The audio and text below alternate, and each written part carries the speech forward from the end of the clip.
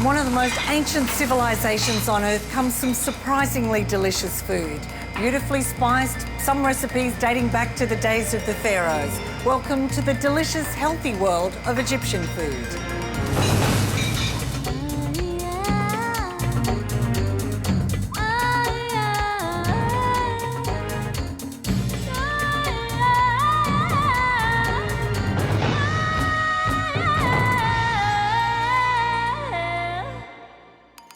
Join our food safari to learn the amazing properties of the beloved molokhia. How to make true Egyptian dukkha.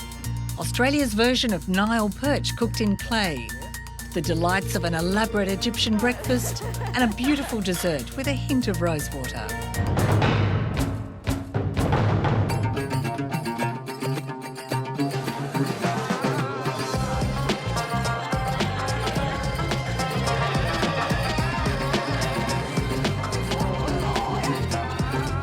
Egyptian food is hearty and healthy. We eat a lot. We don't eat to live, we live to eat. So our table, if we have family and friends over, it's not less than 20 different plates of food. If you go back 5,000 years to the days of the pharaohs, I can see them sitting down and eating molokhia. It's a very old cuisine. Ramy Megalaa grew up in the souks and spice shops of Cairo and trained to be a chef in Australia after a life-changing moment when he was managing a hotel. He stepped in to cook for a function at short notice and realised he was born to cook. Armed with many traditional Egyptian recipes, Ramy owns and cooks at Tagine restaurant in Sydney. Egyptians can't eat without spices. Cumin definitely is one of the really important spices that we use every day. Just smell that. It's beautiful. That's the smell of Egypt, is it? That's the smell of Egypt. We use it on fool, we use it in lots of seafood dishes, marinades, even the dukkha. This is buharat. Buharat in Arabic means spice mix. It's pimento, white and black pepper, cinnamon, lots of cinnamon. Lovely. Cloves and nutmeg. We use it with meat and okra. We use it with just the vegetables, everything. We use coriander in the dukkha, for example. It's the main ingredient in the national dish of Egypt, the molokhia. So it's very well used in Egypt. Ghee is clarified butter. It's the butter oil itself. And it's purer, it's lighter, it's beautiful. We use it to cook eggs, to main dishes and sweets as well, so in everything. Breakfast, lunch, dinner? Breakfast, lunch, dinner. We love beans. Beans, lentils, they're full of protein. They fill you up and they're beautiful. And do beans go back to the days of the pharaohs? They built the pyramids, for God's sake. They need protein. So we have the fava beans. We love it just for breakfast. We have the split fava beans. Ah, right, so they've got the skin off. Yes, and we blanch them and we use them for the falafel when we're making falafel from scratch.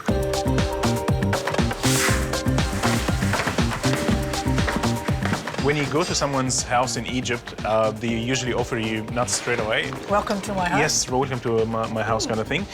We usually have almonds, we usually have the pistachios in the mix. We have peanuts, which is a big thing in Egypt, and hazelnuts. And are you cooking with nuts as well? We cook with nuts. We put it on top of rice sometimes. We do have peanuts with the dukkha, almonds with basbousa, and we have also the pistachios on top of many other desserts. One other thing that we use is the egg noodles, the sharia, and we use it for the rice. We fry the sharia first and then add the stock to it and the rice and all of that. It's one of the main dishes that accompany all our mains. Ramy, you're looking very lovingly at this. Yeah, I love karkade. It's hibiscus tea. That's Flowers? the petals of the hibiscus flower.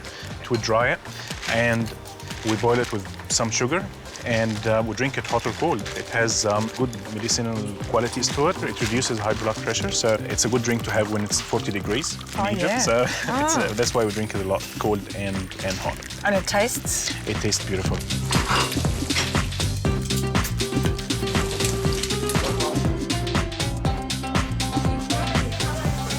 One of the most important meals of the day in Egypt is breakfast. There are no small bowls of cereal here, it's full on.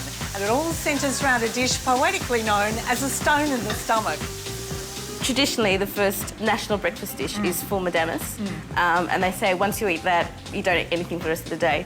The word full means fava beans. The word medames means buried, the Coptic word for buried. And that's because traditionally they used to bake it in the ground and cover it with coals. And it's cooked for 8 to 10 hours.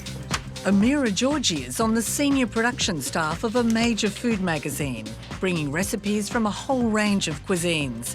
But at home, she makes Egyptian food for her family. Tell me about Egyptian brekkie. Well, traditionally, you have lots of little dishes, a few sweet, a few savoury, very hands-on. Beautiful. Now, show me how to eat. Always grab some bread, slurp some up like that, and throw it in the mouth. It's beautiful. Oh, that is so nice.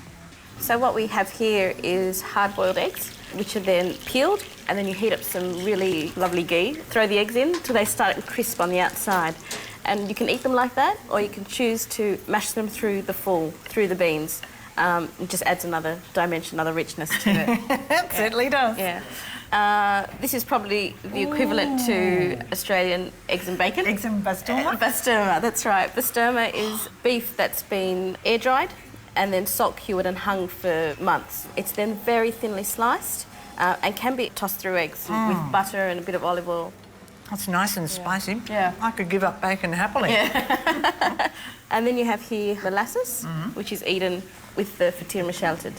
What you can do also is mix the tahina with the molasses, which kind of tastes like halva. Wow. Well done. Deeply satisfying, isn't it? Tell me, is there some terrible thing that I could possibly do that would make Egyptian people gasp? Not eat. Then they'd be offended.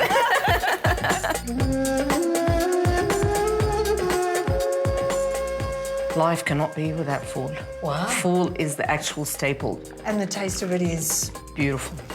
Addictive. Can't stop it. life-changing. Wow. Alice Ibrahim has two passions, cooking and belly dancing. She teaches both and has passed on the secrets of making food to countless students. One taste, she says, is all it takes. 2 cups of full or fava beans to 1 cup of red lentils.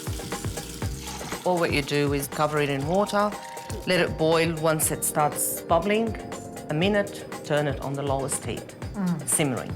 For how long? For this quantity, 5 hours. The traditional Egyptian way is you just serve it with salt and pepper, kamoon, which is cumin, lemon juice, and olive oil.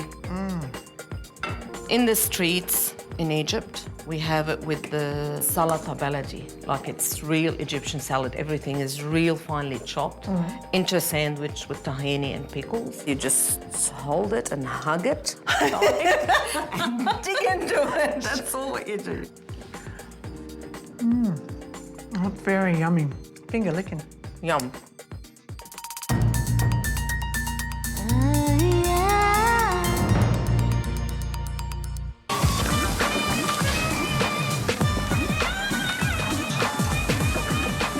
It's said that one of the aromas that takes people back to Egypt is that of the street food, marinated meat cooking over charcoal, and of the dish called kushari, which is sold by street sellers and restaurants alike. It's a very simple meal and it's very delicious. And end of the show, you know how delicious it is. Teresa Shahata says kushari is the dish her colleagues clamour for when everyone in the tax office is asked to bring in a traditional dish from their country.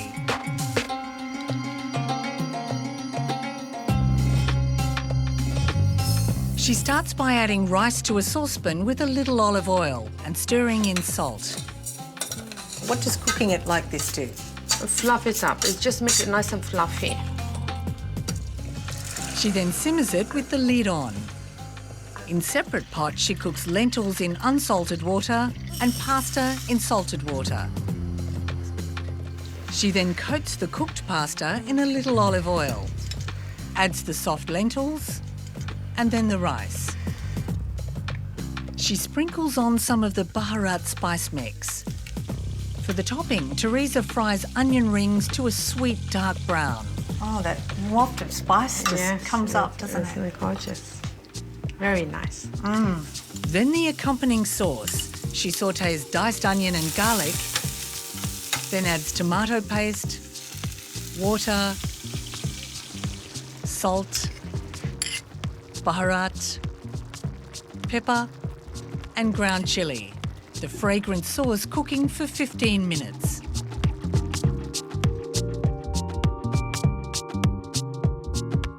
The kushari is dressed with the sauce and deep dark fried diced onion. It looks really good.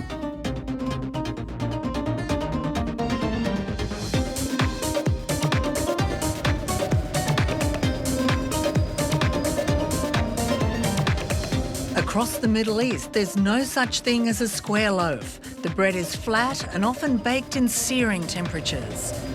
Bread takes the place of cutlery and most people can't live without it. So, Amani, what do you call Egyptian bread? Aish. Aish. In Egypt, it's also flat and usually wholemeal, says Amani Mohammed from Taste of Egypt. Very healthy version. Because we sprinkle the flour, then we put bran, we roll it out and sprinkle more flour and more bran, and then we'll put it in the oven and it tastes a bit more crunchy. Oh, so it's between Lebanese and Turkish. It is. And tell me, what do you eat with Egyptian bread? What don't you eat with Egyptian bread? Really? Well, just about everything that we eat is with bread.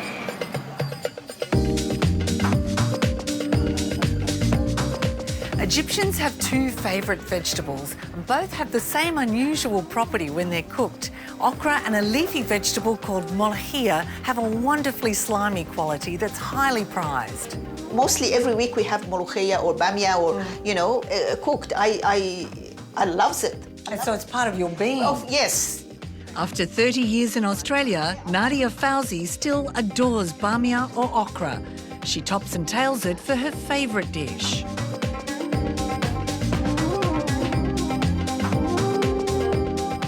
Get some ghee, enough for the onion. Saute the onion for a while. Then we put the garlic with it. And then we can add the meat. Nadia loves using lamb backstrap because it's beautifully lean and cooks to very tender. We keep sort of toss it around to seal the whole meat, yeah. Add the tomato puree to that. Now we have to put the salt and pepper. We keep that for at least half an hour, all the sauce and the meat to cooked. Put the okra. We leave it about 5-10 minutes. And now it's boiling. It's really boiling. Yeah. You have to put the lemon juice. What does the juice do? The juice is just to separate the okra, the bamia from the sauce. It doesn't make it sticky. Oh, look at that lamb. It's so tender. It is. What a great Egyptian export, both you and okra.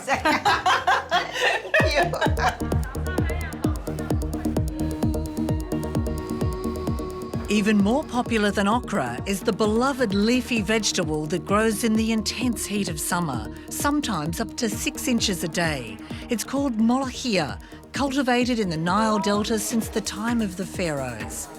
It has the highest protein of any vegetable, vitamins A and D, and is said to have amazing effects on the libido.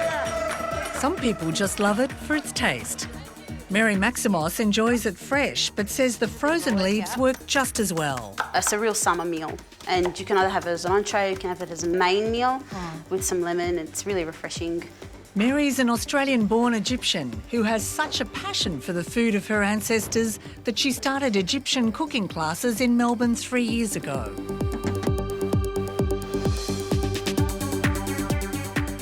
Okay, so I'm gonna make my molokhia with rabbit today. You could use chicken, beef, you can have it vegetarian. And we leave him in a mixture of minced garlic, lemon and salt. Okay, so I'm just gonna use some ghee. I really like ghee because it gives that really rich flavour. With any meat, we want to seal it before we add it to liquids. It just keeps all the juices in there. I'm just going to put the rabbit into my boiling water. I've just put salt, bay leaves and an onion in there halved. And then we cover it up. And we boil that for about half an hour or so until the meat is tender. Once the rabbit's tender, Mary strains the stock ready for the chopped molokhia. So it's important you don't boil it, isn't it? Yeah, it will separate. The leaves will sink to the bottom and the stock will float to the top and it will be bad molokhia. The most important part of the dish is a garlic sauce called atisha. In ghee, many cloves of garlic are sautéed. Some people add ground coriander, others prefer fresh, and all love the small explosion as the tisha is added to the molokhia. When you go, it's like all the bad spirits and that go away and it's going to be good. It smells incredibly grassy, doesn't it? And very fresh and summery. It is, very fresh and summery.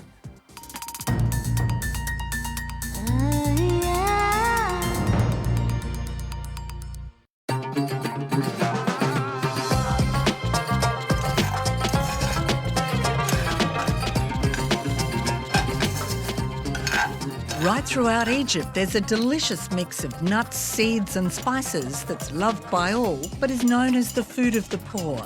The aromatic dukkha, which is traditionally eaten with bread and oil, is mixed up by most households once a week, or bought ready-made at the market. That's finish. Oh, thank God.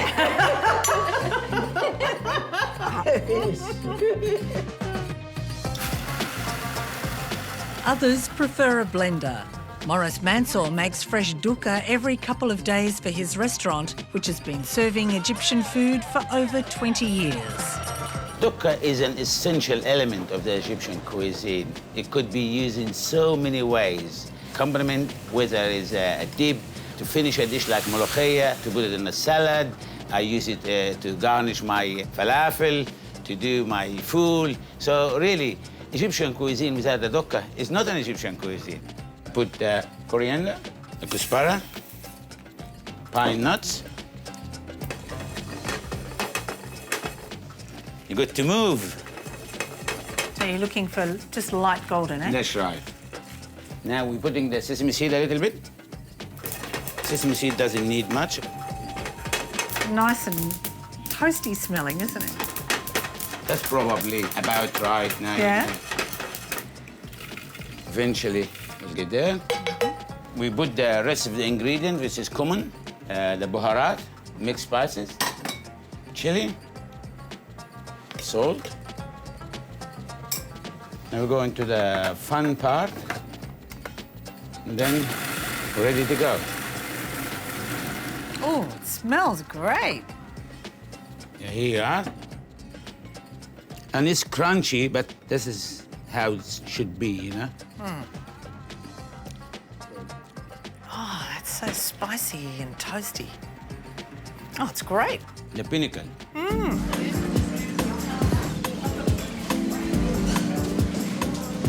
Egyptians love their seafood. A long coastline and rivers full of fish mean some truly amazing dishes. Many are cooked in the same sort of clay pot, the tagine, that's associated with Morocco. Only in Egypt, the word's pronounced differently. We pronounce it as tagine. I love it when you finish and you're ready to eat and everyone is sitting down and you open the lid and just the steam comes out. It's beautiful. It gets everyone excited. Ramy starts by making a marinade using crushed garlic, olive oil, cumin, a good squeeze of lime, and fresh coriander. Remember, it's a rustic recipe, so you don't have to go really fine.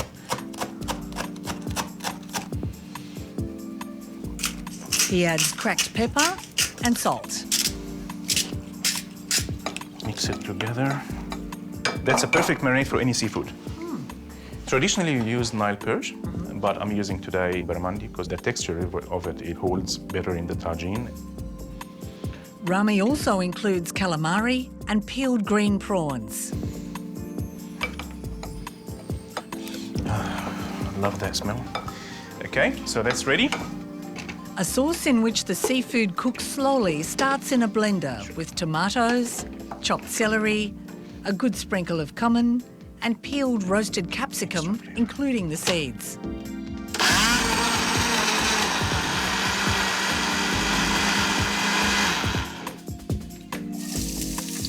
Ramy then fries red onion, adds the tomato and capsicum puree, tomato paste, salt and pepper.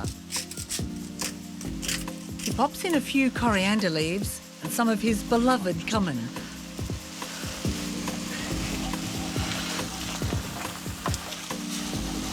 Yeah, that's nice now. Lovely colour. Yeah. Okay, so put some of the sauce on the bottom there. Remember, it has the onions and everything, so add your seafood. Look at that. Rest of the sauce. You want all the fish to be covered. Oh, that would be beautiful. You just need a few minutes just to start it, and then you whack it in the oven. And we'll go in the oven for about 45 minutes on a medium heat. Just make this. It's a great waft of steam. Tuck in. It looks fantastic. It smells amazing. Yeah, just the coriander and the garlic. You can smell it. Just a bit of barramundi. It smells absolutely divine. That's going to be a big mouthful.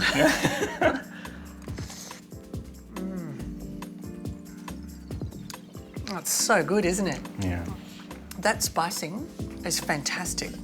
Thank you. Really yummy. Really good.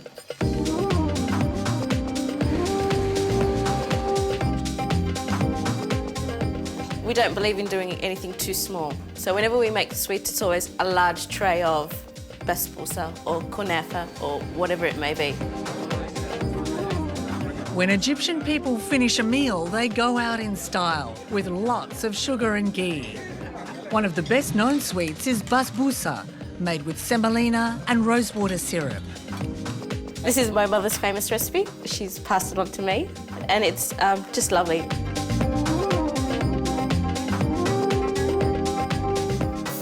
The main ingredient is semolina, a little bit of soft raising flour, sugar, some desiccated coconut, some natural yogurt, just for a bit of creaminess, and some melted butter. So now I know why basbousa is the lovely golden colour it is. It's got so much butter in it. And hands. It all has to come together, kind of nothing left on the sides of the bowl, and it kind of feels like a bit like sand. Right. So you've greased this slightly, just in case. Just a little. And the key is to get it as even as possible all the way around so that it cooks evenly.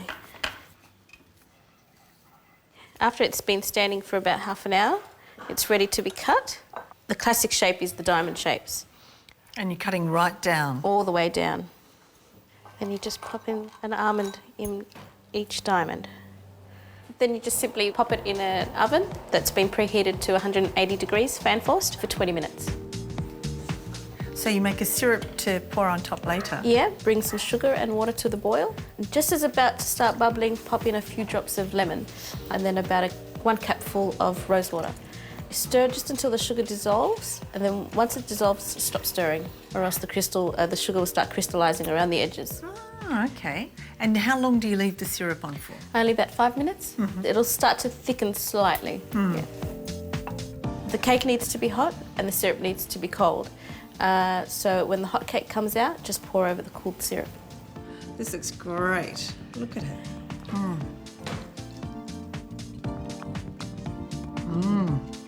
That's really lovely.